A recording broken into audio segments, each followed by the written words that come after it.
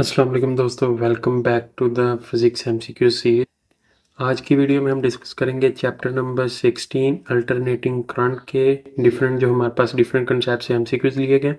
One by one इनको देखेंगे, right option आपको बताएंगे, जो ऑप्शन इनकरेक्ट होगा वो भी देखेंगे कि वो इनकरेक्ट क्यों हुए, और इन तमाम के पीछे जो कंसेप्ट होगा वो भी आपके साथ शेयर करेंगे। तो चलिए वीडियो को शुरू करते हैं। सबसे पहले हमारे पास एमसीक्यूज नंबर 1 है जी, the phase angle at positive peak is. Phase angle जो हमारे पास पॉजिटिव पीक पर होता है वो क्या होता है, तो हम जो है यहाँ पर एक ड्रॉ कर लेते हैं। ये हमारे पास जो है वेव होती है और ये हमारे पास जो है पॉजिटिव पीक है।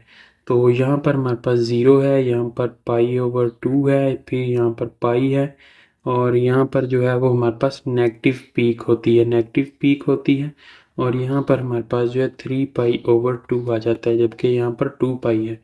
तो कंप्लीट जो हमारे पास एक वाइब्रेशन होती है उसमें हमारे पास जो है वो 2 पाई आएगा, और यहाँ पर हमारे पास जो है पॉजिटिव पीक पर जो है वो हमारे पास जो है जी पाई/2 आएगा, और अगर हमारे पास जो है नेगेटिव पीक होगी तो नेगेटिव पीक में हमारे पास जो है 3 पाई/2 आएगा। तो यहाँ पर अल्फा ऑप्शन जो है हमारे पास जो है राइट होगा। नेक्स्ट है हमारे पास एमसीक्यूज नंबर 2 है, root mean square value of the voltage is given by. Root mean square value, तो रूट मीन स्क्वायर वैल्यू जो है VRMS से शो करते हैं हम। ये हमारे पास होती है V0 का स्क्वायर ओवर 2 और होल स्क्वायर रूट। तो यहाँ पर जो है ये हमारे पास जो है ऊपर जो है स्क्वायर रूट से कट जाएगा और आ जाएगा V0, और नीचे 2 का जो है वो हमारे पास स्क्वायर रूट आ जाएगा। तो इसको अगर मज़ीद सिंप्लीफाई करना हो तो ये हमारे पास 0.707 इंटू V0 आ जाएगा, लेकिन यहाँ पर हमसे उसने सिंपल फॉर्म में पूछा है तो VRMS जो है वो हमारे पास V0/2 का स्क्वायर रूट आएगा। यहाँ पर हमारे पास ऑप्शन देख लेते हैं। अल्फ़ा ऑप्शन में VRMS is equal to 2V0, VRMS is equal to whole 2V0 whole square root, VRMS is equal to 2 square root over V0, VRMS is equal to V0 over 2 square root। तो delta option यहाँ पर जो है वो हमारे पास MCQs number 2 का right होगा। Next है हमारे पास एमसीक्यूज नंबर है जी 3, average value of the current end voltage over complete cycle is. Average value जो करंट और वोल्टेज की होती है कंप्लीट साइकिल में वो हमारे पास क्या होती है, इन्फिनिट होती है, ज़ीरो होती है, नेगेटिव, पॉजिटिव। तो एवरेज वैल्यू जो हमारे पास है एसी सर्किट की होती है और कंप्लीट साइकिल तो वो हमारे पास ज़ीरो होती है। बीटा ऑप्शन यहाँ पर जो है राइट होगा। इस चैप्टर में मोस्टली जो है वो हमारे पास इंफॉर्मेशन बेस्ड जो है वो एमसीक्यूज आएंगे, और जो है वो ये एमडी कैट के सिलेबस का भी हिस्सा नहीं था लास्ट ईयर। तो यहाँ पर अगर हम देखें तो हमारे पास नेक्स्ट एमसीक्यूज नंबर है जी, एमसीक्यूज नंबर 4 है, main reason for world wide use of AC. Alternating current का वर्ल्ड वाइड यूज़ का रीज़न क्या है, transmitted to long distance, it is cheaper, reaches short time, both A and B. तो यहाँ पर इसके बुक में जो है डिफरेंट हमारे पास डिसएडवांटेजेस और एडवांटेजेस दिए हैं, वो टेबल यहाँ पर देख लेते। तो ये हमारे पास टेबल है। एडवांटेजेस ऑफ एसी में है transmission loss are small, transmission loss small है, कॉस्ट ऑफ ट्रांसमिशन कम है यानी चीपर भी है, कैन बी स्टेप अप और स्टेप अप और स्टेप डाउन किया जा सकता है यानी वोल्टेज कम ज़्यादा किए जा सकते हैं। डिसएडवांटेजेस हैं can not be stored, can not be used for charging, can not be used for electrolysis, more dangerous than DC. तो यहाँ पर हमारे पास जो है transmitted to the long distance and is cheaper, और बोथ अल्फा और बीटा दोनों ऑप्शन जो है यहाँ पर हमारे पास जो है राइट होंगे। नेक्स्ट एमसीक्यूज की तरफ चलते हैं। Power dissipated in a pure conductor is, power dissipate pure conductor में कितनी होती है, लार्ज होती है, स्मॉल होती है, इन्फिनिट होती है, ज़ीरो होती है। तो जो हमारे पास प्योर कंडक्टर होगा वो सारी की सारी जो हमारे पास जो है करंट होगा उसको आगे पास कर देगा, तो पावर डिसिपेशन जो है वो ज़ीरो होगी। रेजिस्टेंस उसमें बिल्कुल भी नहीं होगी क्योंकि वो आइडियल या प्योर कंडक्टर है, तो उसमें पावर डिसिपेशन जो है वो ज़ीरो होगी। डेल्टा ऑप्शन यहाँ पर जो है राइट होगा। नेक्स्ट है हमारे पास एमसीक्यूज नंबर है, एमसीक्यूज नंबर 6 है, at what frequency will an inductor of one inductance है रिएक्टेंस ऑफ 500 ओम। तो हमारे पास जो इंडक्टेंस है उसकी वो 1 है और रिएक्टेंस जो है वो 500 है। तो फ्रीक्वेंसी इसने पूछी है 50 हर्ट्ज़ होगी, 80 हर्ट्ज़ होगी, 1000 हर्ट्ज़ होगी या 500 हर्ट्ज़ होगी। तो यहाँ पर जो है हम इंडक्टिव रिएक्टेंस का फार्मूला लगाएंगे XL is equal to 2πfL। तो L यहाँ पर जो है वो हमारे पास इंडक्टेंस है उसकी, XL जो है वो हमारे पास है जी रिएक्टेंस है जो 500 है, और फ्रीक्वेंसी हमने मालूम करनी है। तो यहाँ पर वैल्यूज़ पुट कर लेंगे, फ्रीक्वेंसी हमने निकालनी है, XL ओवर 2πL आ जाएगा।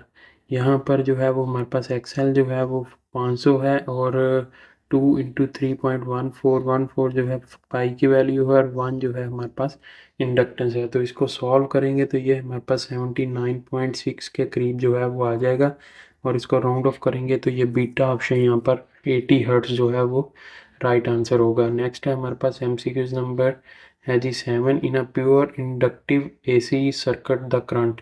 प्योर इंडक्टिव AC सर्किट में जो है वो करंट क्या करता है, lags behind voltage by 90 degree, leads the voltage by 90 degree, in phase with voltage, leads the voltage by 270 degree.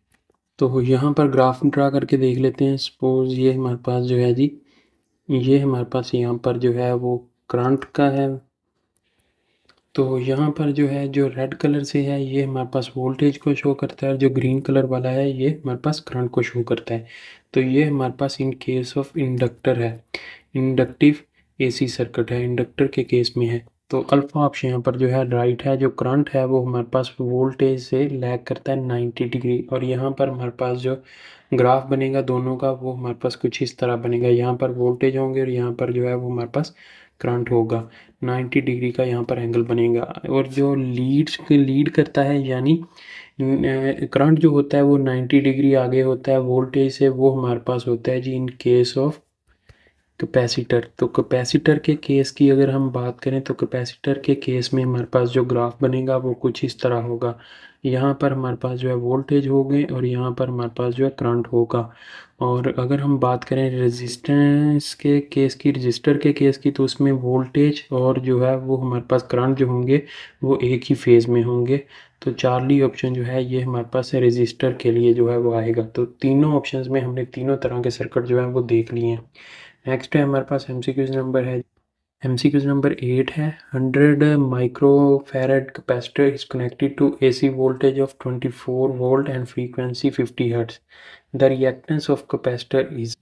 तो हमारे पास यहाँ पर उसने कैपेसिटेंस दी हुई है, फ्रीक्वेंसी दी हुई है और वोल्टेज दिए हुए हैं। तो रिएक्टेंस हमने जो है वो मालूम करनी है। तो यहाँ पर हम फार्मूला लगाएंगे कैपेसिटिव रिएक्टेंस वाला, XC is equal to 1/2πfC। XC जो है वो हमने मालूम करना है 2 इंटू 3.14 इंटू 50 जो हमारे पास फ्रीक्वेंसी है, और कैपेसिटेंस जो है उसकी वो है जी 100 इंटू 10⁻⁻6 फैरड। तो ये आ जाएगा 10⁻⁻4 फैरड आ जाएगी कैपेसिटेंस उसकी। और इसको यहाँ पर हम लिखेंगे 10⁻⁻4 फैरड। तो यहाँ पर जो है ऊपर जो है 1 है, और इसको जो है ये 10⁻⁻4 जो है ऊपर जाकर 10⁻+4 हो जाएगा।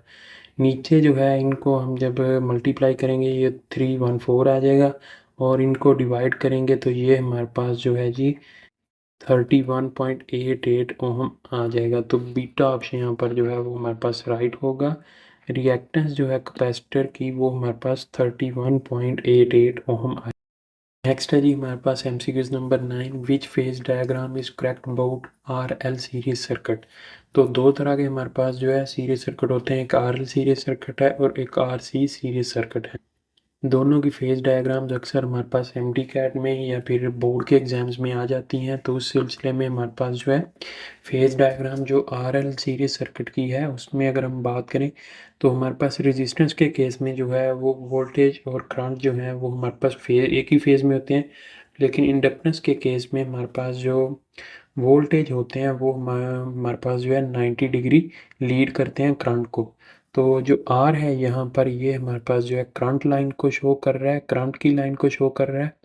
और जो हमारे पास X है, XL है बेसिकली, ये हमारे पास जो है वोल्टेज लाइन को जो है वो शो कर रहा है। तो यहाँ पर हमारे पास जो है अल्फ़ा ऑप्शन जो है राइट होगा।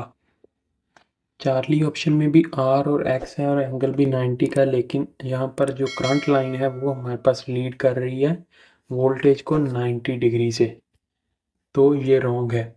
नेक्स्ट है हमारे पास इसी का जो दूसरा सर्किट है आरसी सर्किट, वो भी देख लेते हैं। आरसी सर्किट की अगर हम फेज डायग्राम की बात करें तो वो हमारे पास जो है कुछ इस तरह से बनेगी।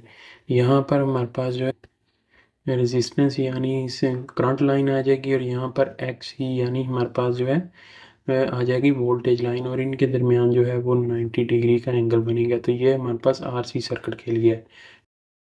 नेक्स्ट है जी हमारे पास एमसीक्यू नंबर 10 है। In tuning circuit if capacitance is double and inductance is half then its frequency. अगर ट्यूनिंग सर्किट में हम कैपेसिटेंस जो है वो डबल कर देंगे और इंडक्टेंस को हाफ कर देंगे तो फ्रीक्वेंसी पे क्या असर पड़ेगा। तो हमारे पास रेजोनेंस फ्रीक्वेंसी का जो फार्मूला है 1/2 pi into L C. L यहाँ पर इंडक्टेंस को शो करता है और सी जो है वो कैपेसिटेंस को। तो कैपेसिटेंस जो है वो हमने डबल करनी है 1/2 pi into L C. L को हाफ करना है और कैपेसिटेंस को करना है 2C। तो ये 2 से कट जाएगा, बाकी फार्मूला दोबारा वही सेम आ जाएगा 1/2 pi in under root L C. तो फ्रीक्वेंसी जो न्यू है वो फ्रीक्वेंसी के सेम ही होगी, तो रिमेन द सेम, यहाँ पर चार्ली ऑप्शन राइट होगा। नेक्स्ट है हमारे पास एमसीक्यू नंबर है 11। In 3 phase voltage across any 2 live wire is about. 3 phase supply में हमारे पास voltage across any 2 live lines जो है वो हमारे पास कितने होते हैं, 400 वोल्ट, 230 वोल्ट, 220 वोल्ट, 430 वोल्ट। तो एनी 2 लाइव लाइंस के क्रॉस जो है वो 400 होते हैं, और any live wire and a neutral wire, any live wire and neutral wire के जो हमारे पास अक्रॉस होते हैं वो हमारे पास 230 वोल्ट होते हैं। तो बीटा होगा, अगर उसने पूछा होगा किसी भी लाइव वायर और न्यूट्रल वायर के क्रॉस जो हमारे पास वोल्टेज होते हैं वो 230 होते हैं, लेकिन 2 लाइव वायर्स के क्रॉस जो है 400 वोल्टेज होते हैं। नेक्स्ट है हमारे पास in the AM transmission frequency for from. AM transmission की जो फ्रीक्वेंसीज होती हैं वो किस रेंज में होती हैं, 540 megahertz to 1600 megahertz, 540 kilohertz to 16 kilohertz, 1600 kilohertz, 88 kilohertz to 108 kilohertz, 88 megahertz to 108 megahertz. तो हमारे पास जो है AM ट्रांसमिशन की फ्रीक्वेंसी होती हैं वो होती हैं किलो हर्ट्ज में, और वो होती हैं 540 से लेकर 1600 तक। तो बीटा ऑप्शन जो है राइट होगा। अगर उसने पूछा हो कि FM की ट्रांसमिशन फ्रीक्वेंसीज क्या होती हैं, तो FM के केस में हमारे पास 88 मेगाहर्ट्ज और टू 108 मेगाहर्ट्ज। तो ये काफ़ी इंपॉर्टेंट MCQs है बोर्ड का। तो FM के केस में हमारे पास मेगाहर्ट्ज आएगा और हमारे पास AM के केस में किलो हर्ट्ज आएगा। तो ये आपने जो है याद करना है और वैल्यूज़ भी याद करनी है। तो यहाँ पर हमारे पास जो है तमाम तरह MCQs जो हैं वो कंप्लीट होते हैं चैप्टर नंबर 16 अल्टरनेटिंग करंट के। उम्मीद करता हूँ दोस्तों आपको वीडियो पसंद आई होगी। वीडियो पसंद आई हो तो इसे लाइक कीजिएगा, दोस्तों के साथ शेयर कीजिएगा। अगर आप इस चैनल पर नहीं है तो चैनल सब्सक्राइब कर लें और साथ बेल आइकन को प्रेस कर लें। इस वीडियो में इतना ही मिलेगा एक नई वीडियो के साथ। अपना बहुत सारा ख्याल रखिएगा, दुआ में याद रखिएगा। तब तक के लिए अल्लाह हाफिज़।